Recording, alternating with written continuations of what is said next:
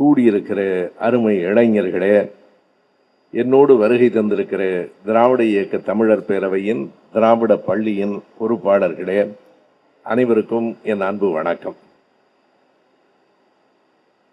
நீங்கள் எல்லோரும் திமுகவில் கட்சியில் சேர்ந்து விட்டீர்கள். நல்லது. பிறகு எதற்காக இந்த கருத்தரங்கம்? நமக்குள்ளேயே ஏன் கருத்தரங்கம்? மக்களிடம் பேச வேண்டும்.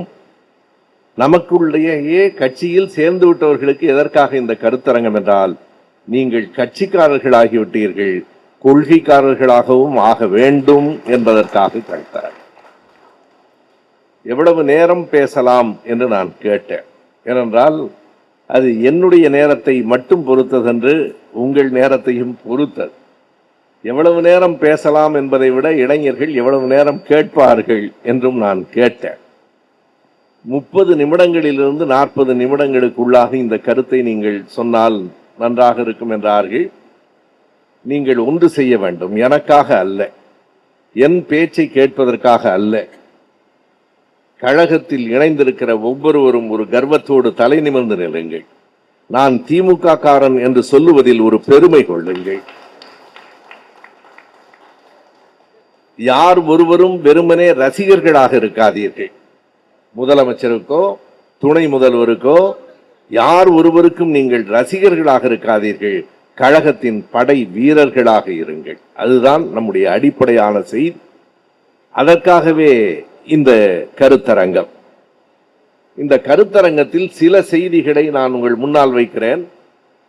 அரை மணி நேரம் கவனத்தை சிதறவிடாமல் நீங்கள் கேட்டால் இந்த கழகத்திற்குள் வந்திருப்பதற்கான பெருமை உங்களுக்கு பிடிபடும். நானே ஒரு தலைப்பையும் கொடுத்திருக்கிறேன். திராவிட இயக்கம் நவீனத்துவத்தின் முன்னோடி என்று கொடுத்திருக்கிறேன். இந்த நவீனத்துவம் என்கிற சொல்லே அவ்வளவு வழக்கில் சட்டென்று இருக்கிற சொல்லா என்று ஒரு கேள்வி இருக்கிறது. ஆங்கிலத்திலே சொன்னால் ஒரு வேளை சட்டென்று அது புரியலாம். மாடர்னிட்டி என்று சொல்லுவார்கள். ரொம்ப மாடர்னா இருக்கிறார் என்றால் இன்றைய வாழ்க்கை நிலைமைக்கு ஏற்ப மாற்றிக்கொண்டவராக இருக்கிறார் என்று பொருள். ஒருவர் வேறு விதமாக உடுத்தி கொண்டு வந்தால் நாம் என்ன சொல்லுகிறோம்? அவர் மாடர்ன் டிரெஸ்ல இருக்கிறாருங்கிறோம்.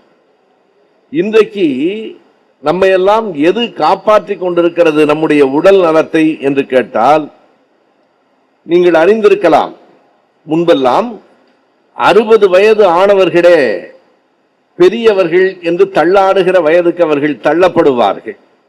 இன்றைக்கு 80 வயதிலும் கூட பலர் ஊக்கமாக இருக்கிறார்களே. இந்த உடல் நலத்திற்கு எது காரணம் என்றால், மாடர்ன் மெடிக்கல் சயின்ஸ் என்று சொல்லுகிற நவீன அறிவியல் மருத்துவம் காரணம். இதனை நீங்கள் ஆங்கில மருத்துவம் என்று தவறாக சொல்லிக் கொண்டிருக்கிறோம். ஆங்கில மருத்துவம் என்றெல்லாம் ஒன்றும் இல்லை. இது நவீன மருத்துவம். இன்றைய அறிவியல் உலகிற்கு ஏற்றதாக ஒரு மருத்துவம், நவீன மருத்துவம். எனவே இப்படியெல்லாம் ஒவ்வொரு நாளும் கட்சி புதுமையை, மாற்றங்களை ஏற்றுக்கொண்டால்தான் அந்த கட்சியும் அது சார்ந்திருக்கிற சமூகமும் முன்னேறும். இதுதான் அடிப்படை. நான் இந்த இடத்துல இன்னொன்றை சொல்லிவிட்டு இந்த நவீனத்துவம் பற்றி பேசுவதற்கு முயற்சி செய்கிறேன். ஒன்று, இன்றைக்கு நீங்கள் திமுகவில் இளைஞர்களாக சேர்ந்திருக்கிறீர்கள். நீங்கள் அறிவீர்கள், திமுக என்பதே இளைஞர்களால் தொடங்கப்பட்ட கட்சி. முழுக்க முழுக்க 1949ஆம் ஆண்டு திமுக கழகம் தொடங்குகிற நேரத்தில் அறிஞர் அண்ணா அவர்கள், ஜிபி சோமசுந்தரம் போன்றவர்கள் மட்டும்தான் 40 வயதை தாண்டியவர்கள். அண்ணாவுக்கு வயது 40 தான். கட்சி தொடங்கும் போது அவருக்கு வயது 40. மற்ற அத்தனை தலைவர்களும் 30 வயதுக்கு கீழே. கவனியுங்கள், அத்தனை பேரும் என்று சொல்லவில்லை, அத்தனை தலைவர்களும் 30 வயதுக்கு கீழே. அப்போது கலைஞருக்கு என்ன வயது? திமுக தொடங்கும் போது கலைஞருக்கு 25 வயது, பேராசிரியருக்கு 26 வயது, நாவலருக்கு 27 வயது. எல்லோரும் 30 வயதுக்கு குறைவான இளைஞர்களை வைத்துக் கொண்டுதான், அவர்களை நம்பித்தான் அண்ணா தமிழ்நாட்டில் ஒரு இயக்கத்தை தொடங்கினார். இன்றைக்கு 75 ஆண்டுகளை கடந்து திமுக கழகம் வளர்ந்து நிற்கிறது என்றால் இது இளைஞர்களின் கட்சி என்பதை கவனத்தில் கொள்ளுங்கள். இன்றைக்கும் நம்மிடத்திலே தலைமையில் 2ஆம் இடத்தில் இருக்கிறவர் ஓர் இளைஞர் தான். நம்முடைய முதலமைச்சரை தாண்டி நம்முடைய துணை முதலமைச்சராக இருக்கிற இளைஞரணியின் செயலாளராக இருக்கிற அருமை உதயநிதி அவர்கள் என்னை பார்க்கிற போதெல்லாம் கூட அவர் சொல்லுகிற ஒரே ஒரு செய்தி, தொடர்ந்து எல்லா ஊர்களுக்கும் போய் நீங்கள் வகுப்பிடுங்கள் என்பதுதான். நீங்களும் அருள்மொழியும் தொடர்ந்து பேசுங்கள், வகுப்பிடுங்கள் என்று அவர் சொல்லிக்கொண்டே இருப்பதற்கான காரணம் என்ன என்றால், எனக்கு கட்சிக்கு ஓட்டு வந்தால் போதும் என்று அவர் நினைக்கவில்லை, கொள்கை போய் சேர வேண்டும் என்று கருதுகிறார். இங்கே பேசுகிற போது சொன்னார்கள், ஆக்ஸ்போர்டு பல்கலைக்கழகத்திலே பெரியாரின் படத்தை நம்முடைய மாண்புமிகு முதலமைச்சர் திறந்து விட்டு வந்திருக்கிறார் என்று. அவர் போன வேலைக்கும் அதற்கும் தொடர்பு இல்லை. எதற்காக அவர் இங்கிலாந்திற்கும் ஜெர்மனிக்கும் போனார்? தமிழ்நாட்டுக்கு முதலீடுகளை பொருளாதாரத்தை ஈர்த்து வருவதற்காக போனார். தமிழ்நாட்டின் பொருளாதாரத்தை உயர்த்துவதற்காக போனார். ஆனால் என்ன செய்தார் என்றால், ஒரு பக்கத்திலே முதலீடுகளை ஈர்த்தார், இன்னொரு பக்கத்திலே பெரியாரை முதலீடாக கொடுத்து விட்டும் வந்தார். இதுதான் மற்ற கட்சிகளுக்கும் திமுகவுக்கும் இருக்கிற அடிப்படை வேறுபாடு. பலர் என்னிடத்தில் கேட்பார்கள், நீங்கள் ஏன் எப்போதும் பழைய வரலாறு பற்றி பேசுகிறீர்கள்? எங்களுக்கு வரலாறு இருக்கிறது, அதனால் பேசுகிறோம். நீண்ட கூந்தல் உள்ள பெண்ணை பார்த்து ஏன் இவ்வளவு பெரிய கூந்தலை இருக்கிறது வைத்திருக்கிறார். இல்லாதவர்களுக்கு நாங்கள் எதுவும் செய்ய முடியாது. எனவே நம்மிடத்திலே கொள்கை இருக்கிறது என்பது மட்டும் போதுமானதில்லை, அந்த கொள்கையை அடுத்த தலைமுறைக்கு கொண்டு போய் சேர்த்தோமா என்பதுதான். அதற்காகத்தான் இன்றைக்கு இந்த மேடையில் இருக்கிற இத்தனை பேரும் அமர்ந்து இந்த செய்தியை சொல்லுங்கள்.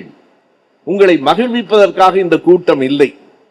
நான் பார்த்திருக்கிறேன், தமிழ்நாட்டில் இருக்கிற கட்சிகளிலேயே இந்தியை எதிர்த்து, இந்தியினுடைய ஆதிக்கத்தை எதிர்த்து தங்கள் உயிரையே பணயம் வைத்தவர்களுக்கு மொழிப்போர் வீரர்கள் நாள் என்று ஜனவரி 25 தமிழ்நாடு முழுவதும் திமுக கழகத்தின் சார்பில் கூட்டங்கள் நடக்கும். அதே நாளில் அதிமுக போன்ற கட்சிகளும் கூட்டம் நடத்துவார்கள். நான் மிகைப்படுத்துவதற்காகவோ அல்லது அவர்களை குறைப்படுத்துவதற்காகவோ சொல்லவில்லை, என் கண்ணார நான் பார்த்த காட்சியை சொல்லுகிறேன். அன்றைக்கு மொழிப்போர் வீரர்கள் நாள்ல கூட தொடக்கத்தில் ரெக்கார்ட் டான்ஸ் நடத்துற கட்சி அதுதான். இன்றைக்கு என்ன ஆகிறது என்றால், எடப்பாடி அவர்கள் ஒரு ஊருக்கு போகிறார் என்றால், எங்கள் திராவிட இயக்க தமிழர் பேரவை தோழர்கள் இன்றைக்கு காவல் நிலையத்தில் ஒரு மனு கொடுத்திருக்கிறார்கள். எடப்பாடி வருகிறார், ஆம்புலன்ஸை காப்பாற்றுங்கள். இதுவரைக்கும் ஆம்புலன்ஸா எல்லாரையும் காப்பாற்றோம். இப்போது ஆம்புலன்ஸை காப்பாற்றுவதற்கு நாம் மனு கொடுக்க வேண்டியிருக்கிறது. இந்த காலகட்டத்தில் நாம் திமுக கழகத்தில் நீங்கள் இணைந்திருக்கிறீர்கள். திமுக கழகம் என்னென்ன செய்திருக்கிறது, பல்வேறு விதமான சமூக மாற்றங்களை செய்திருக்கிறது. அதைத்தான் நான் சுருக்கமாக சொல்லுகிறேன். சமூகத்தை நவீனமயமாக மாற்றி இருக்கிறது. நவீனம் என்றால் வெறும் மாற்றம் இல்லை, புதுமை மட்டுமே நவீனம் அல்ல. கவனித்துக் கொள்ளுங்கள், காலத்துக்கு தேவையான புதுமைதான் நவீனம். எல்லா நவீனமும் புதுமையானதும் தேவையானது அல்ல. எல்லா மரபுகளும் உடைக்கப்பட வேண்டியதில்லை. ஆனால் எந்த மரபு இங்கே மக்களை அழுத்துகிறதோ, எந்த மரபு ஒருவர் மீது இன்னொருவரினுடைய ஆதிக்கத்தை திணிக்கிறதோ, அந்த மரபுகள் அகற்றப்பட வேண்டும் என்பதில்லை, உடைக்கப்பட வேண்டும் என்பதற்காக எழுந்த கட்சி தான் திமுக கழகம். அப்படி உடைக்கப்பட்டிருக்கிற மரபுகள் என்ன? எல்லா புதுமைகளையும் நான் சொல்லவில்லை. எப்போதும் எல்லோரும் பகலில் விழித்திருக்கிறோம், இரவில் தூங்குகிறோம், இது மரபுதான். இதை உடைக்க வேண்டும் என்கிற தேவையில்லை. நாளையில இருந்து எல்லோரும் பகலில் தூங்குவோம், இரவில் விழித்திருப்போம் என்றால் இது நவீனமும் இல்லை, மாற்றமும் இல்லை, வெறும் குழப்பம். எந்த மாற்றம் சமூகத்துக்கு தேவையோ அதை கொண்டு வருவது நவீனத்துவம். நீங்கள் பார்க்கலாம், உங்கள் கைகளிலே எல்லோரிடத்திலேயும் கைபேசி இருக்கிறது, கூகுள் தேடுபொறி இருக்கிறது. நீங்கள் நவீனத்துவம் என்றால் என்ன என்று உங்கள் கைபேசியை கேளுங்கள், அது ஒரு விடை சொல்லும். மாடர்னிட்டியினுடைய கீ கேரக்டர்ஸ், மிக அடிப்படையான 4 கோட்பாடுகள் என்ன தெரியுமா? The rise of science and rational thoughts. அதுதான் முதலில். நவீனத்துவம் என்பது என்ன? The rise of science and rational thoughts, individualism, industrialization and urbanization. இதுதான் நவீனத்துவம். இந்த 4ஐயும் செய்தது நாம் தலை நிமிர்ந்து சொல்லலாம் தமிழ்நாட்டில் வேறு எந்த கட்சியும் விட திமுக தான் செய்தது. அதை மட்டும் நான் உங்களிடத்தில் சொல்ல போகிறேன். The rise of science and rational thoughts என்றால் என்ன? அறிவியல் சிந்தனைகளை, பகுத்தறிவு சிந்தனைகளை எந்த ஒரு இயக்கம் ஒரு மண்ணில் விதைக்கிறதோ அந்த இயக்கம் தான் அந்த சமூகத்தில் மாற்றங்களை உருவாக்குகிறது. இன்றைக்கு படிக்காதவர்கள் யாராவது எந்த வீட்டிலாவது இருக்கிறார்களா? எல்லா பிள்ளைகளும் படித்திருக்கிறார்கள். ஒரு 50 ஆண்டுகளுக்கு முன்னால் ஒரு வீட்டில் பாதி குழந்தைகள் கூட, குறிப்பாக பெண்கள், படித்ததில்லை. ஒரு நூற்றாண்டுக்கு முன்னால் இவ்வளவு பேர் கூடியிருந்தால் யாரும் படித்ததில்லை. இன்றைக்கு எல்லோரும் படித்திருக்கிறார்கள் என்றால் கல்வியை ஜனநாயகப்படுத்தி அறிவியலை, பகுத்தறிவு சிந்தனைகளை மக்களிடம் விதைப்பது என்பதற்காக தோன்றிய கட்சி தான் திமுக கழகம். ஒன்றை கவனத்திலே வையுங்கள். இன்றைக்கு தோன்றுகிற கட்சிகள் எல்லாம் நாளைக்கே முதலமைச்சராகிவிட வேண்டும் என்று கருதுகிறார்கள். தேர்தலில் போட்டியிடுவதற்காக மட்டுமே கட்சி தொடங்குகிறார்கள். ஆனால் திமுக கழகம் தொடங்கிய போது தேர்தலை சந்திக்க வேண்டும், ஆட்சியை கைப்பற்ற வேண்டும் என்கிற சிந்தனை இல்லை. 49 கழகம் தொடங்கிட்டு 1956 திருச்சியிலே நடைபெற்ற மாநாட்டில் திமுக கழகம் தேர்தலில் நிற்கலாமா என்று பொதுக்குழு உறுப்பினர்களிடம் தேர்தல் நடத்தியது. நீங்கள் அப்படி ஒரு வரலாறு பார்க்க முடியாது. இன்றைக்கு வந்திருக்கிற புதிய கட்சிகள் தேர்தல் நடத்துவதற்காக ஒரு வாக்குப்பெட்டியை வைத்தால் அந்த மாநாடு முடியும் போது வாக்குப்பெட்டியே இருக்காது. தரை விடிப்புகளை கிழித்துக் கொண்டு போனார்கள். மேலே இருக்கிற கூடாரங்களை கிழித்தார்கள். நாம் கண்ணுக்கு நேர பார்த்தோம். திமுக கழகம் எவ்வளவு கட்டுப்பாடாக இருந்தது என்றால் 1956 திருச்சியிலே நடைபெற்ற மாநாட்டில் 60,000 பேர் வாக்களித்தார்கள். நம் கட்சியை பற்றிய பெருமிதம் நமக்கு இருக்க வேண்டும். நம் கட்சியை பற்றிய வரலாறு நமக்கு தெரிய வேண்டும். இன்றைக்கு 60,000 பேரை சேர்ப்பதே மிக கடினமானது. அன்றைக்கு 60,000 பேர் வந்தார்கள் என்பதல்ல, வாக்களித்தார்கள். 56,000 பேர் திமுக தேர்தலில் போட்டியிட வேண்டும் என்று சொன்னார்கள். அதனால் தான் 57 தேர்தலிலே திமுக தேர்தலுக்கு வந்தது. எனவே தேர்தலுக்காக தோன்றிய கட்சி இல்லை, வளர்ந்த பிறகு தேர்தலுக்குள் வந்த கட்சி திமுக கழகம். எதற்காக தேர்தலுக்குள் வந்தோம்? இந்த கொள்கைகளை எல்லாம் நடைமுறைப்படுத்த வேண்டும் என்றால் ஆட்சி அதிகாரம் இருக்க வேண்டும். ஆட்சி இல்லாமல் எவ்வளவு சொன்னாலும் மக்களிடம் போய் சேர்ந்து விடாது. எனவே அந்த ஆட்சி அதிகாரத்தை கைப்பற்றினால்தான் கருத்துக்களை கொண்டு போக முடியும் என்று தேர்தலிலே நின்றோம். அடுத்த தேர்தலில் 15-50 ஆயிற்று. 67 ஆட்சியை பிடிக்கிற அளவுக்கு திமுக கழகம் வளர்ந்தது என்றால் அன்றைக்கு இருந்த இளைஞர்களின் உழைப்பு மேலும் மேலும் என்றைக்கும் திமுக கழக ஆட்சி இந்த மண்ணில் நிலைத்திருக்க வேண்டுமானால் இன்றைக்கு வந்திருக்கிற இளைஞர்களாகிய உங்கள் உழைப்பு கண்டிப்பாக தேவை என்பதையும் சேர்த்து சொல்லுவதற்காக இந்த கருத்தரங்கம். இப்படி அறிவியல் சிந்தனைகளை வளர்ப்பது, சமூகம் படிப்பற்று கிடந்த சமூகத்திலே படிப்பறிவை ஊட்டுவது, ஒரு பகுத்தறிவு சிந்தனைகளை ஊட்டுவது. இங்கே இருக்கிற இளைஞர்களுக்கு கூட நான் ஒரு சிந்தனையை முன்வைக்கிறேன். நீங்கள் ஏற்றுக்கொள்ள வேண்டும் என்று நான் சொல்லவில்லை. சிந்தனையை உங்கள் முன்னால் வைக்கிறேன். சிந்தித்து பாருங்கள்.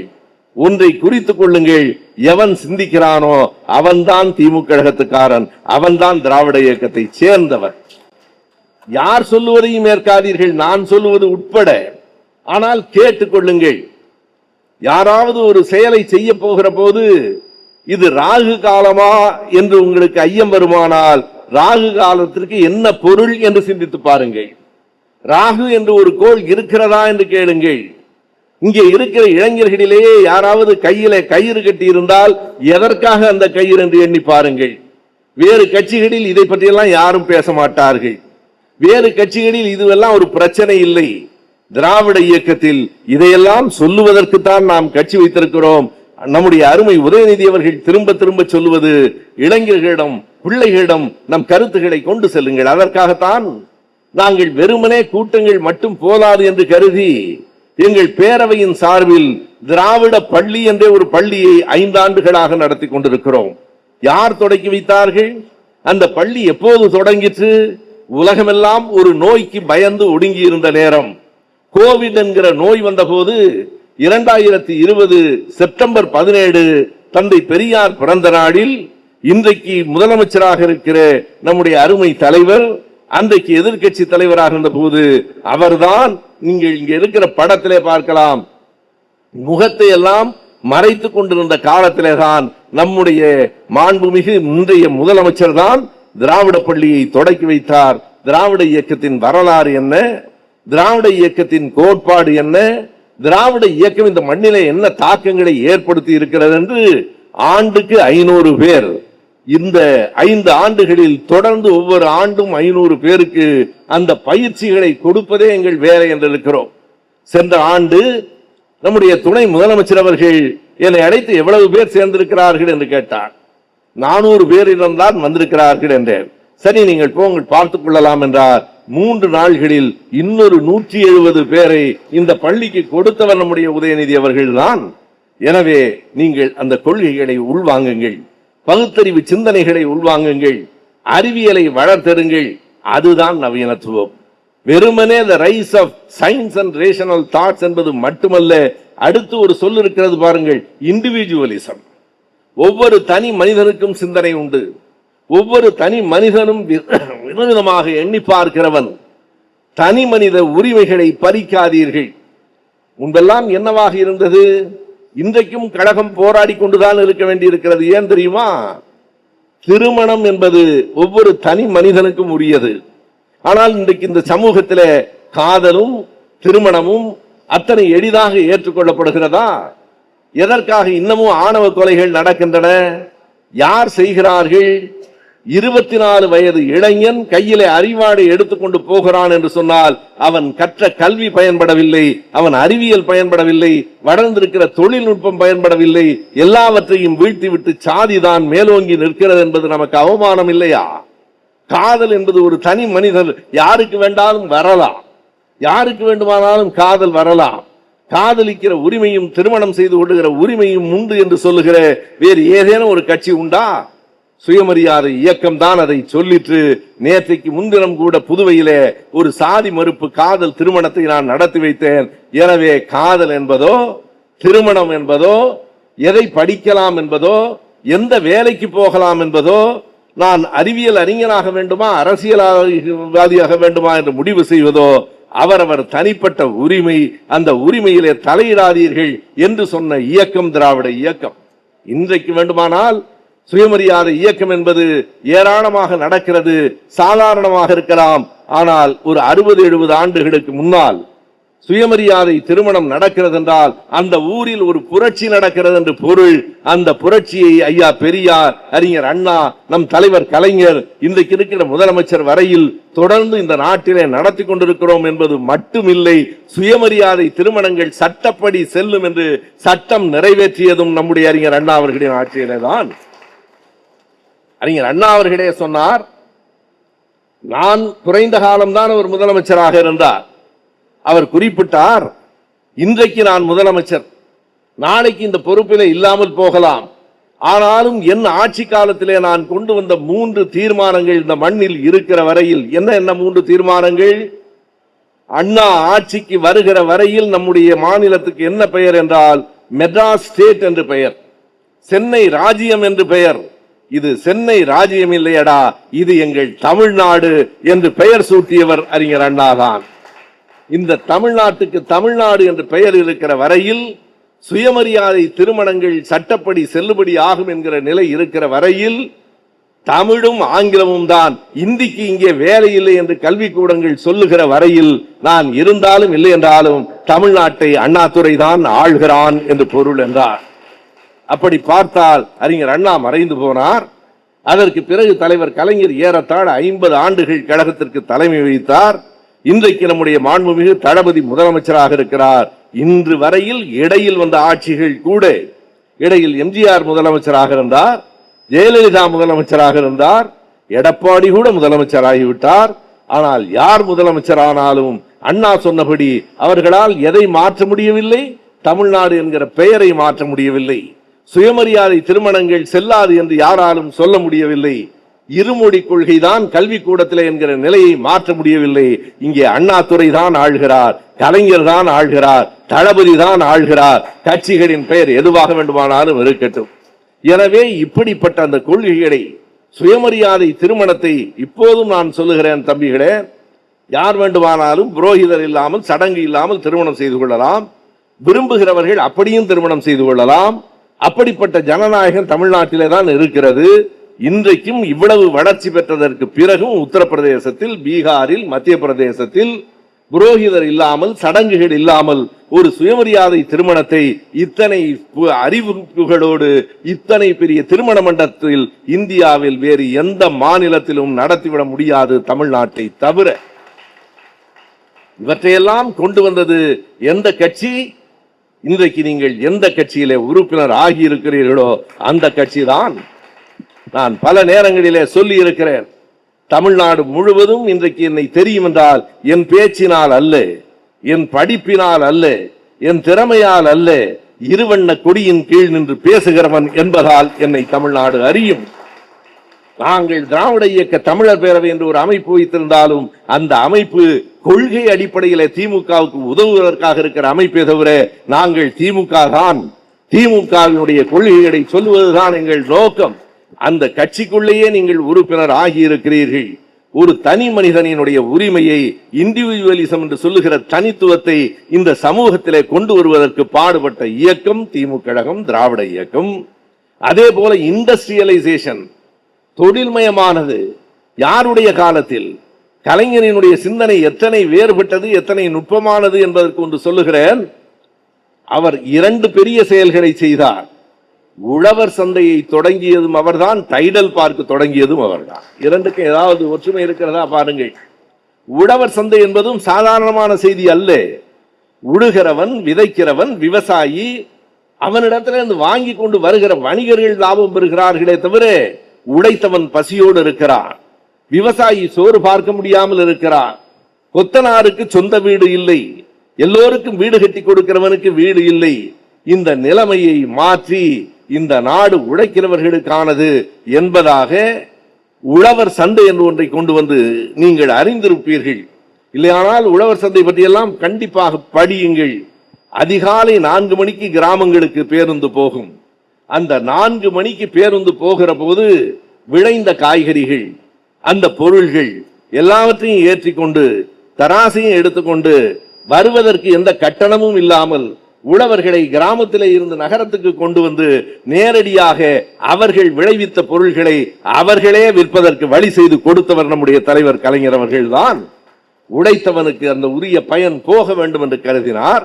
எனவே கிராமத்தை அவர் நினைவில் வைத்திருந்தார், விவசாயிகளை நினைவில் வைத்திருந்தார். அது மட்டுமல்ல, எனக்கு வியப்பாக இருக்கிறது, உழவர் சந்தையை கொண்டு வந்த ஒரு தலைவன் தான் டைடல் பார்க்கையும் கொண்டு வந்திருக்கிறான். 2000ஆவது ஆண்டு ஜூலை மாதம் இன்றைக்கு தரமணியிலே ஓங்கி உயர்ந்து நிற்கிற. முன்பெல்லாம் நாங்கள் சென்னைக்கு வருகிற போது, நான் சிறுவனாக இருக்கிற போது எங்களுக்கெல்லாம் அதிசயமாக தெரிந்தது ஒரே ஒரு கட்டிடம். சென்னைக்கு போய் வந்தேன் என்றால் எங்கள் ஊரில் என்ன கேட்பார்கள்? எல்ஐசி பில்டிங் பார்த்தியான்னு கேட்பான். எல்ஐசி பில்டிங் 14 அடுக்கு மாடி. 14 என்பதை அவ்வளவு நீட்டி சொல்லுவோம் நாங்கள். ஆனால் இன்றைக்கு 14 அடுக்கு மாடி சாதாரணமாக இருக்கிறது. நண்பர்களே, டைடல் பார்க் 18 மாடி. டைடல் பார்க் என்றால் என்ன என்று தேடுங்கள். உங்கள் கைபேசிகளை வெறும் விளையாட்டுக்காக, வெறும் பொழுதுபோக்குக்காக மட்டும் பயன்படுத்தாதீர்கள். பொழுதுபோக்கு வேண்டாம் என்று நான் சொல்லவில்லை. வெறும் பொழுதுபோக்குக்கு மட்டும் பயன்படுத்தினால் நீங்கள் திமுக காரன் இல்லை. செய்திகளை உள்வாங்குங்கள். த டைடல் பார்க் என்பது Tamil Nadu industrial development and electronics development corporation 2 செய்திகளை உள்ளடக்கியது டைடல் பார்க். இன்றைக்கு தகவல் தொழில்நுட்பம் உலகத்தில் வளர்ந்து நிற்கிறது என்றால் அந்த தகவல் தொழில்நுட்பத்தை, மின் அணு எலக்ட்ரானிக்ஸினுடைய வளர்ச்சியை உள்வாங்கிக் கொள்வதற்கு 18 மாடியிலே கட்டிடம், அதில் 40க்கும் மேற்பட்ட நிறுவனங்கள். இன்றைக்கு இந்தியாவிலேயே டைடல் பார்க் அளவிற்கு உயர்ந்து நிற்கிற தகவல் தொழில்நுட்ப கட்டிடத்தை பார்க்க முடியாது.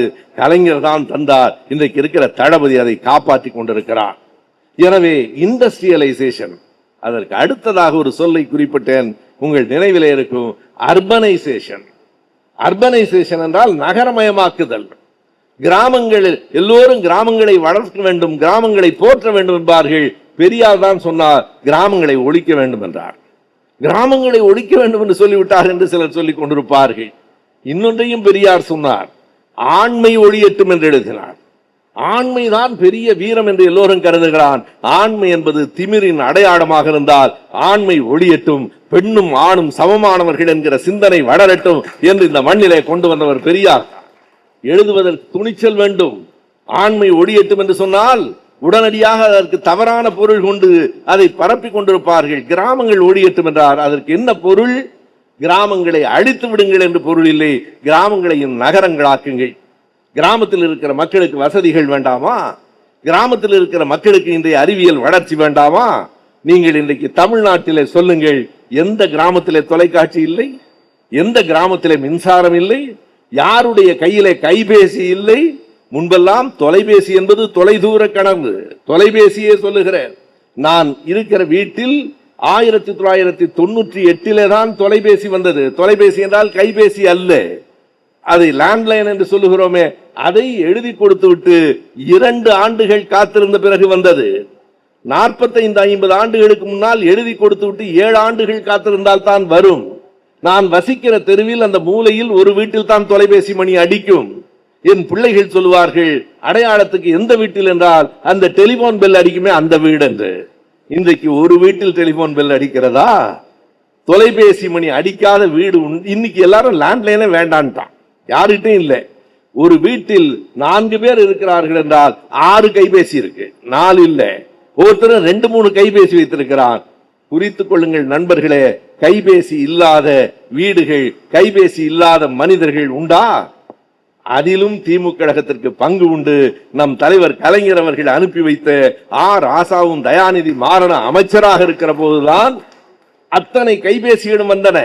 இன்றைக்கு நான் ஒரு காட்சியை பார்க்கிற போது மகிழ்ச்சியாக இருக்கிறது.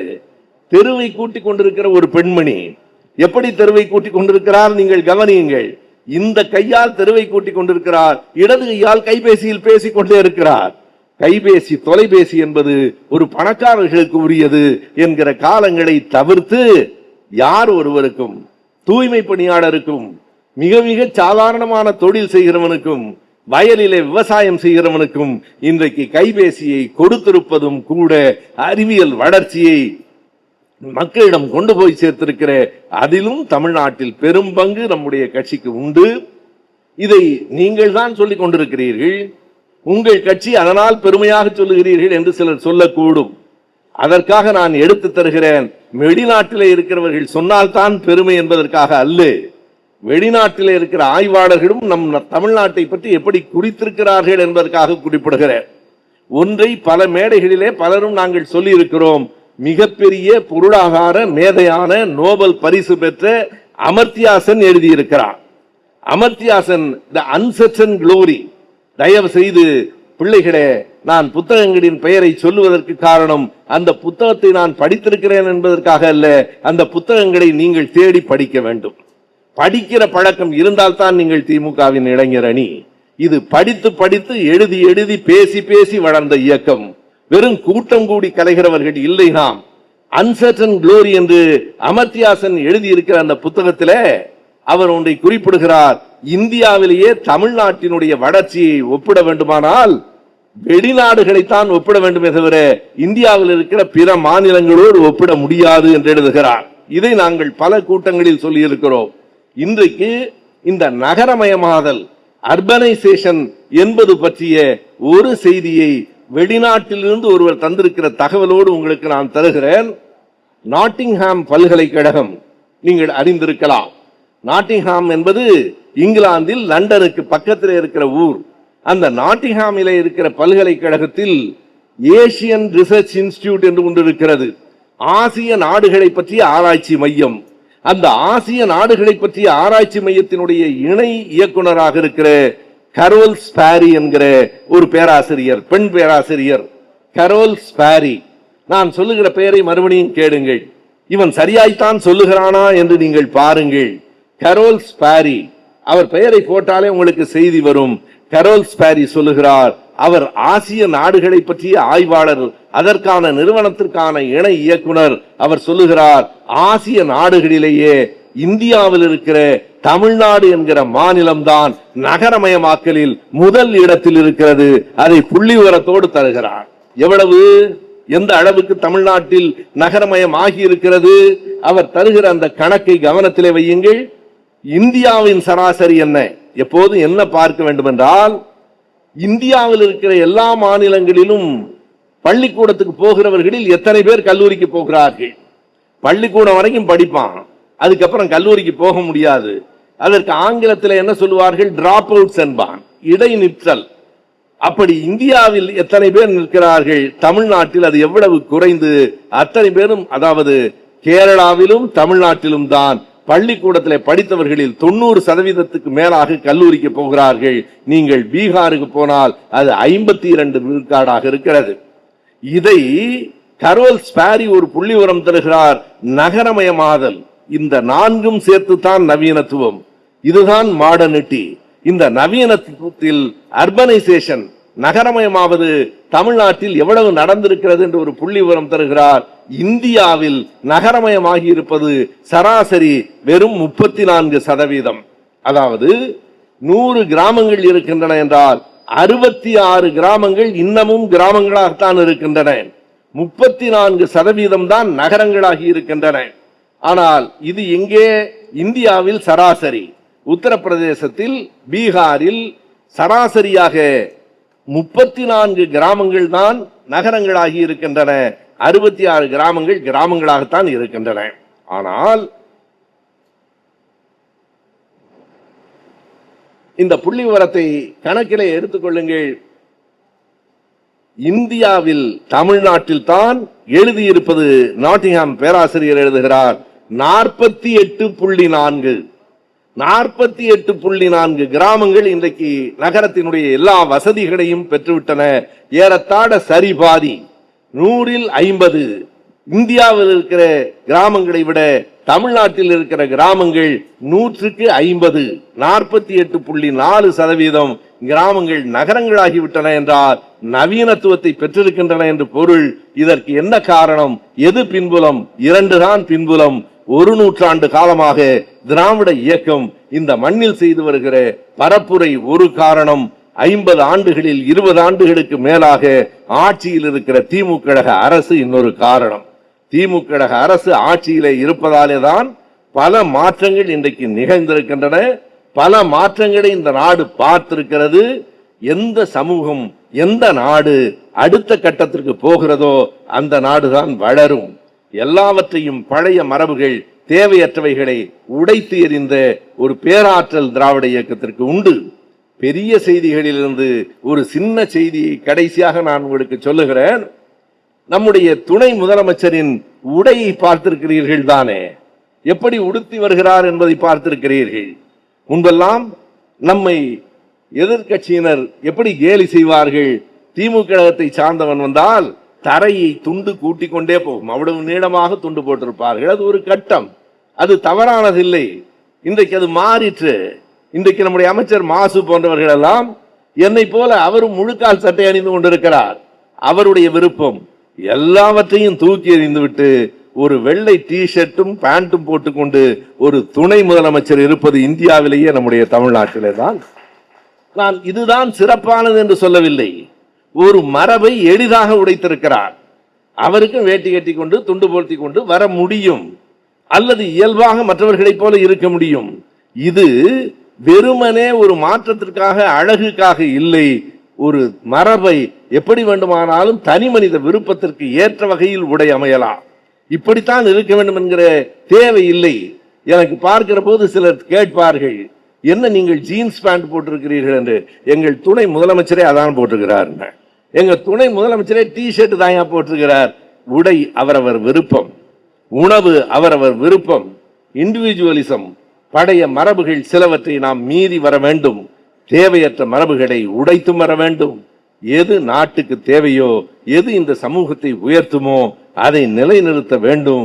நான் நினைவூட்டுவதற்காக மறுபடியும் சொல்லுகிறேன், அறிவியல் பகுத்தறிவு சிந்தனைகளை வளர்ப்பது, தனி மனித சுதந்திரத்தை காப்பது, தொழில்மயமாக்குவது, கிராமங்களை எல்லாம் நகரமயமாக்குவது, இவை 4ம் தான் நவீனத்துவத்தினுடைய அடிப்படை என்றால் இந்த நான்கையும் மிகச் சரியாக சமூக சிந்தனையில் கொண்டு வந்தது திராவிட இயக்கம், சமூக நடைமுறையில் கொண்டு வந்தது திமுக ஆட்சி.